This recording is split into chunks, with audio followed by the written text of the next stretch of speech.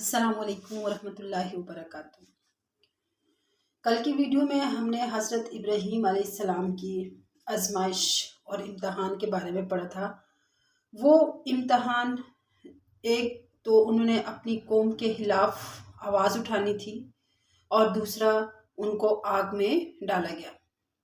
تو آج ہم ان کے ایک اور امتحان کے بارے میں پڑھیں گے کہ ایک اور آزمائش جو اللہ تبارک و تعالی نے انہیں آزمانے کے لیے لی، وہ یہ تھی کہ انہیں یہ حکم ہوا کہ اپنے اصلی وطن کو چھوڑ کر شام کی طرف ہجرت کر جائیں۔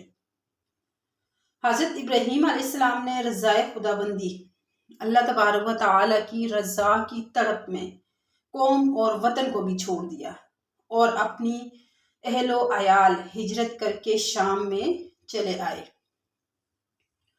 اب قوم اور وطن کو چھوڑ کر ملک شام میں انہوں نے قیام کیا اور وہاں پر قیام کیا ہی تھا کہ یہ حکم ملا کہ بی بی ہاجرہ رضی اللہ تعالی عنہا اور ان کی شیر خوار بچے حضرت اسماعیل علیہ السلام کو ساتھ لے کر یہاں سے بھی چلے جاؤ۔ جبرائیل امین آئے اور دونوں کو ساتھ لے کر چلے۔ راستے میں جہاں کوئی سرسبز جگہ نظر آتی تو حضرت خلیل اللہ یعنی اللہ تبارک و تعالی کے دوست، چونکہ حضرت ابراہیم علیہ السلام کو خلیل اللہ کا لقب ملا، تو حضرت ابراہیم علیہ السلام فرماتے یہاں ٹھہرا دیا جائے۔ جبرائیل امین فرماتے کہ یہاں کا حکم نہیں، منزل آگے ہے۔ جب وہ خشک پہاڑ اور گرم ریگستان آ گیا جہاں پر آگے جا کر اللہ تبارک و تعالی نے کسی وقت بیت اللہ کی تعمیر کرنی تھی اور شہر مکہ کی بستی وہاں پر بسانا یہ مقدر تھی، اس ریگستان میں آپ کو اتار دیا جاتا ہے۔ اللہ تعالیٰ کے خلیل یعنی اللہ تعالیٰ کے دوست حضرت ابراہیم علیہ السلام اپنے پروردگار کی محبت میں مسرور اور مگن ہو کر اسی چٹیل میدان میں جو بے آب ہو گیا، یعنی جس کے اندر نہ کوئی پانی، نہ اور کوئی پھل، نہ فروٹ کے درخت، کچھ بھی نہیں، اس جنگل میں اپنی بیوی کو لے کر ٹھہر جاتے ہیں۔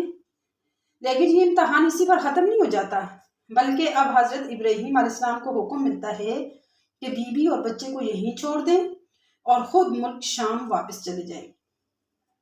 اللہ کا خلیل حکم پاتے ہی اس کی تعمیل میں اٹھ کھڑا ہوتا ہے اور شام کی طرف روانہ ہو جاتا ہے۔ تعمیل حکم میں اتنی تاخیر بھی گوارا نہیں کہ بیوی کو یہ اطلاع ہی دے دے کہ مجھے چونکہ خدا کا یہ حکم ملا ہے اس لیے میں جا رہا ہوں۔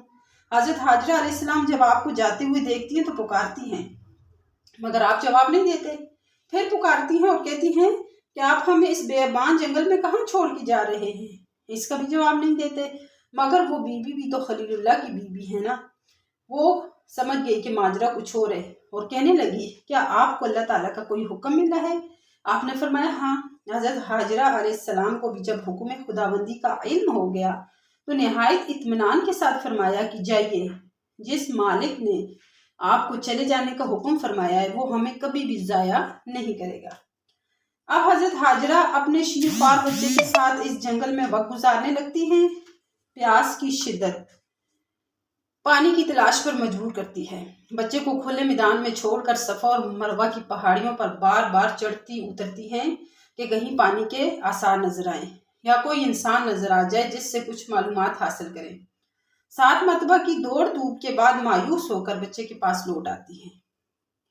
صفا اور مروہ کے درمیان 7 مرتبہ دوڑنا اسی کی یادگار کے طور پر قیامت تک آنے والی نسلوں کے لیے احکام حج میں ضروری قرار دیا گیا ہے۔ حضرت حاجرہ علیہ السلام اپنی دوڑ دھوپ ختم کرنے اور مایوس ہونے کے بعد جب بچے کے پاس آتی ہیں تو رحمت خداوندی نازل ہوتی ہے۔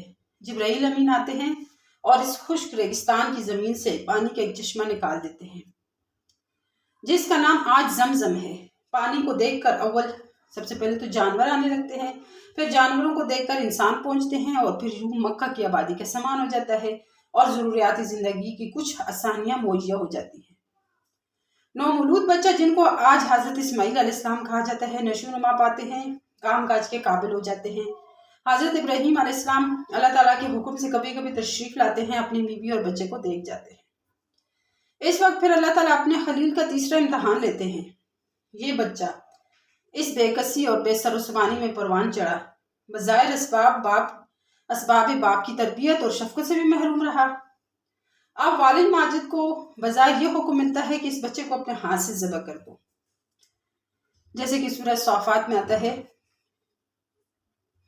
فَلَمَّا بَلَغَ مَعَهُ السَّعْيَ قَالَ يَا بُنَيَّ إِنِّي أَرَىٰ فِي الْمَنَامِ أَنِّي أَذْبَحُكَ فَانظُرْ مَاذَا تَرَىٰ قَالَ يَا أَبَتِ افْعَلْ مَا تُؤْمَرُ سَتَجِدُنِي إِن شَاءَ اللَّهُ مِنَ الصَّابِرِينَ سَتَجِدُنِي إِن شَاءَ اللَّهُ مِنَ الصَّابِرِينَ۔ بچے نے کیا جواب دیا؟ ان قریب آپ مجھے پائیں گے صبر کرنے والوں میں سے۔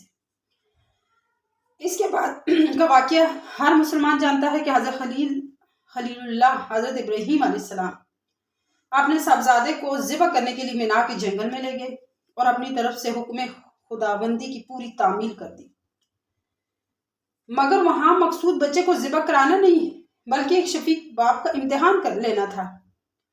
واقعہ خواب کے الفاظ میں غور کیا جائے کہ اس میں یہ نہیں دیکھا تھا کہ ذبح کر دیا، بلکہ ذبح کا عمل کرتے ہوئے دیکھا تھا کہ میں دیکھ رہا ہوں کہ کیا فرمایا انی اذبحک، کہ میں تجھے ذبح کر رہا ہوں، جو حضرت ابراہیم علیہ السلام نے کر دکھایا۔ بیٹے کو تو لے گئے، ذبح کرنے کے لیے تیاری کر دی، اور اس عمل کو بذریعہ وہی خواب میں دکھلانے میں بھی شاید یہی مصلحت ہو کہ بذریعہ کلام اگر ذبح کرنے کا حکم دینا منظور نہ تھا۔ اسی وجہ سے شاد ہوا ہے صدقت الرؤیا، کہ خواب میں جو کچھ دیکھا آپ نے اس کو پورا کر دیا۔ جب اس میں وہ پورے اترے تو اللہ تعالیٰ نے جنت سے اس کا فدیہ نازل فرما کر اس کی قربانی کا حکم دے دیا، اور یہ سنت ابراہیمی آنے والی دنیا کے لیے دائمی سنت بن گئی۔ یہ کڑے اور سخت امتحانات تھے جن میں حضرت خلیل اللہ حضرت ابراہیم علیہ السلام کو گزارا گیا۔